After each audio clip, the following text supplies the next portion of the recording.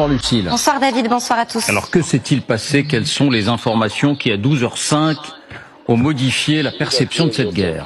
Eh bien voici l'annonce qui a pris tout le monde de court. Il est 12h30. Donald Trump publie ce message.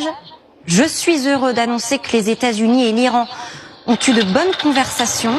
Sur la base de ces conversations détaillées et constructives, j'ai donné instruction au département de la guerre de reporter toute frappe militaire contre les centrales électriques iraniennes et les infrastructures énergétiques pour une période de 5 jours.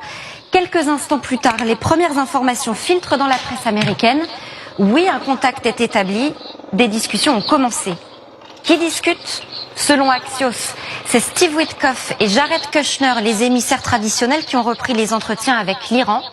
Qui sont les intermédiaires? L'Égypte, en la personne de Bader Abdelati, chef de la diplomatie. La Turquie, Hakan Fidan, ministre des Affaires étrangères. Le Pakistan, Mohammad Ishqaq-Dar, vice-premier ministre chargé de la diplomatie.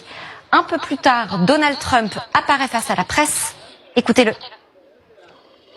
So we are now having really good discussions. They started last night, a little bit, the night before that, and I think they're very good. They want peace, and it began when I said that we were planning tomorrow on shooting down some of their power plants, and we're going to hold that up. Hopefully we won't have to do it. And hopefully we can make a deal that's good for all of us, including the Middle Eastern allies. I think there's a very good chance we're going to end up in a deal.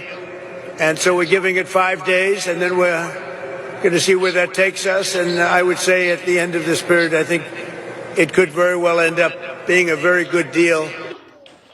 Un peu plus tard, la presse américaine publie d'autres informations. Il est carrément question d'une négociation directe à Islamabad, capitale du Pakistan, dans les jours qui viennent. Peut-être même avec J.D. Vance, vice-président américain.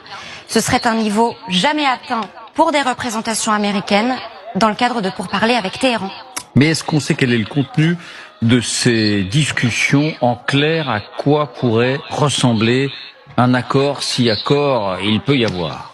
Eh bien là encore, la source est américaine et c'est Donald Trump lui-même qui a abordé le sujet. Les discussions seraient à ce point avancées selon lui que des points d'accord sur des sujets très conflictuels ont été trouvés. Le nucléaire et la question des missiles notamment. Écoutez Donald Trump.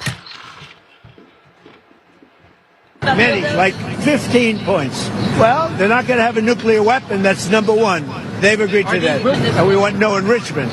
But we also want the enriched uranium.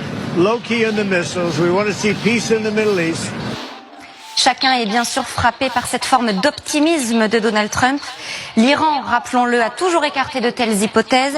Jusqu'à présent, Téhéran exigeait l'arrêt de toutes les frappes, y compris contre le Hezbollah, la fermeture des bases américaines dans le Golfe et le paiement de toutes les destructions en Iran, estimées à au moins 100 milliards de dollars. Qu'en est-il du détroit d'Ormuz? Pas un mot là-dessus pour l'instant.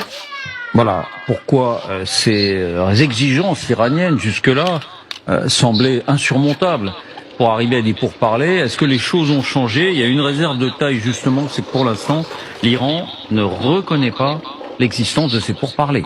Oui, il n'y a aucune négociation, a tout simplement indiqué Abbas Araghchi, cité comme interlocuteur par la presse et chef de la diplomatie. Un peu plus tard, il a modifié sa version. Oui, nous avons reçu des messages des États-Unis via des pays amis, mais dément implicitement un dialogue, même indirect, qui aurait été entamé. Un peu plus tard, un autre homme dément lui aussi l'établissement d'un contact, Mohamed Khalibaf, président du Parlement. Aucune négociation n'a eu lieu avec les États-Unis.